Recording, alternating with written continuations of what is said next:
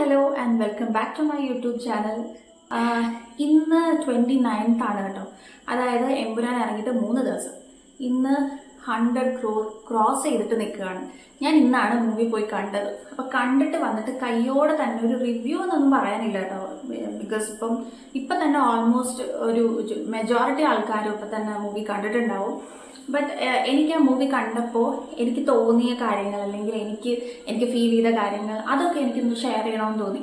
അങ്ങനെ പറയുന്ന ഒരു വീഡിയോ ആണിത്. അതിനിങ്ങനെ വലിയ ക്രിട്ടിസൈസ് ചെയ്യുമോ അങ്ങനത്തെ സംഭവങ്ങളൊന്നുമില്ല. എനിക്ക് വളരെ രസം തോന്നിയ കാര്യങ്ങൾ അല്ലെങ്കിൽ ഇതെനിക്ക് അങ്ങോട്ട് സെറ്റായില്ല, എനിക്കിത് അങ്ങോട്ട് വർക്ക് ആയില്ല എന്ന് തോന്നിയ കാര്യങ്ങൾ മാത്രമാണ് ഞാൻ നിങ്ങളോട് പറയുന്നത്.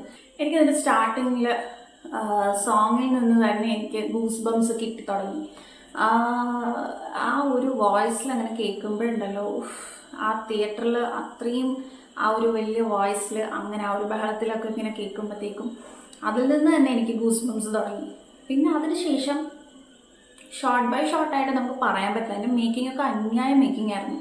എനിക്ക് ഒരു മലയാളം മൂവിയാണ് ഞാൻ ഈ കണ്ടുകൊണ്ടിരിക്കുന്നത് എന്നുള്ളൊരു ഫീലേ എനിക്ക് കിട്ടിയിട്ടില്ല. കംപ്ലീറ്റ്ലി നമ്മളെ വേറൊരു വേൾഡിലേക്ക് തന്നെ നമ്മളെ കൊണ്ടുപോയിട്ടുണ്ടായിരുന്നു ആ ഒരു മൂവി. മേക്കിംഗ് സൈഡ് ഒന്നും പറയാനില്ല. ടെക്നിക്കൽ സൈഡ് നമ്മുടെ ആർട്ട് വർക്ക് ആയാലും എന്ത് രസമായിട്ട് സെറ്റൊക്കെ ഇട്ടേക്കുന്നത്. അത് സെറ്റാണെന്ന് ഇൻ്റർവ്യൂവിൽ പറഞ്ഞപ്പോഴാണ് ഇത് സെറ്റായിരുന്നോ എന്ന് പോലും ഞാൻ അത് നോക്കുന്നത്. അപ്പം അത്രയും ബ്രില്യൻ്റ് ആയിട്ട് അവർ ആർട്ട് വർക്കൊക്കെ ചെയ്തേക്കുന്നത്. അപ്പോൾ ടെക്നിക്കൽ സൈഡൊന്നും നമുക്കൊന്നും പറയാനില്ല. അതെല്ലാം ആ മൈന്യൂട്ട് ഡീറ്റെയിലിംഗ് വരെ നോക്കി ചെയ്തേക്കുന്നു. അപ്പോൾ പൃഥ്വിരാജ് എന്ന് പറയുന്ന ഒരു ഡയറക്ടറുടെ കഴിവ് മൊത്തം പുറത്തെടുത്തോന്ന് എനിക്കറിയത്തില്ല കേട്ടോ. പക്ഷേ ഇതിൽ ചെയ്ത് വെച്ചിരിക്കുന്ന പണി നല്ല വൃത്തിയായിട്ട് ചെയ്തിട്ടുണ്ടായിരുന്നു എന്ന് തന്നെ ഫീൽ ചെയ്തിട്ടുണ്ടായിരുന്നു.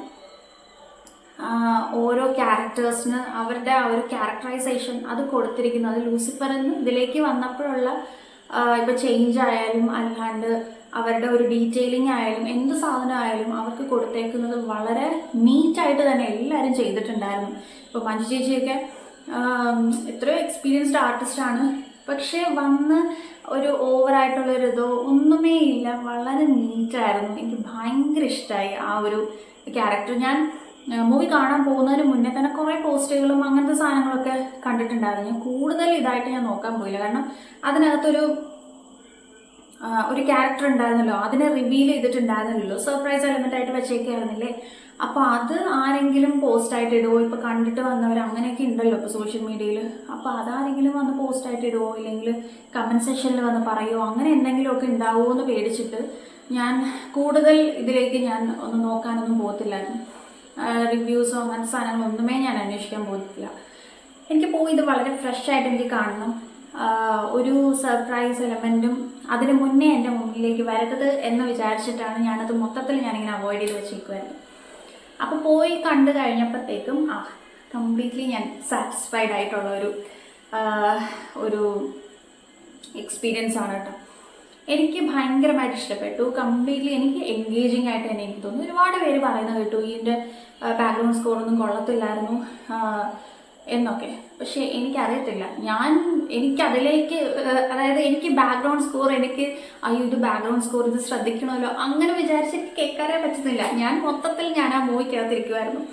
അതായത് സീനായാലും ഷോർട്ടായാലും ഞാൻ എടുത്തേക്കുന്നത് അങ്ങനത്തെ കുറേ സാധനങ്ങൾ ഞാൻ നോക്കിക്കൊണ്ടിരിക്കുന്നത്. അപ്പോൾ എനിക്ക് ഈ ബാക്ക്ഗ്രൗണ്ട് സ്കോർ ഇത് കൊള്ളാമോ അങ്ങനെ ഞാൻ ആലോചിക്കുന്നില്ല. ഞാൻ ശ്രദ്ധിച്ചതിലൊക്കെ എനിക്ക് രസമായിട്ട് തോന്നി. എനിക്കതിനകത്ത് ബോറൊന്നും ഇല്ലായിരുന്നല്ലോ അങ്ങനെ എനിക്ക് തോന്നിയായിരുന്നു.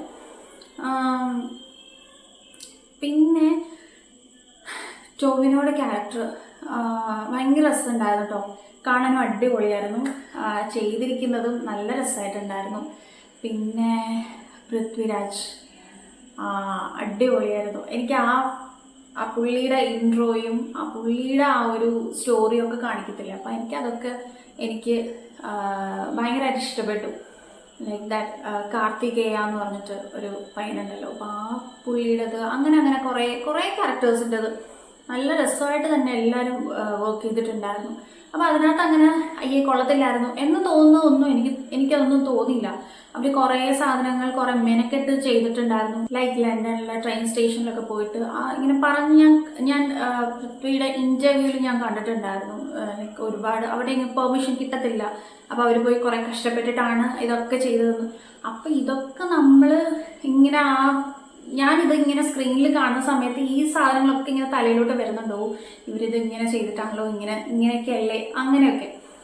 അപ്പോൾ അത് മൊത്തത്തിൽ നല്ലൊരു വൈബായിരുന്നു കേട്ടോ ആ ഒരു മൂവി മൊത്തത്തിൽ. എനിക്കതിനകത്ത് അബ്രാം ആണോ സ്റ്റീഫൻ ആണോ എന്ന് ചോദിച്ചാൽ സ്റ്റീഫനാണ്.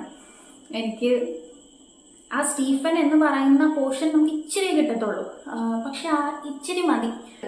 ഇപ്പോൾ സ്റ്റീഫനായിട്ട് വന്നിട്ടുള്ള ആ ഒരു പോർഷൻ അന്യായമായിരുന്നു. എനിക്കതിനകത്ത് ഈ റൊമാൻറ്റിഫിക്കേഷൻ എന്ന് പറയുന്ന സാധനം ഉണ്ടല്ലോ, അതിന് ആ ഒരു സീൻ മുഴുവനും ആ ഒരു ഷോർട്ട് ബൈ ഷോർട്ടായിട്ട് ഇങ്ങനെ ഇരുന്ന് കാണുമായിരുന്നു.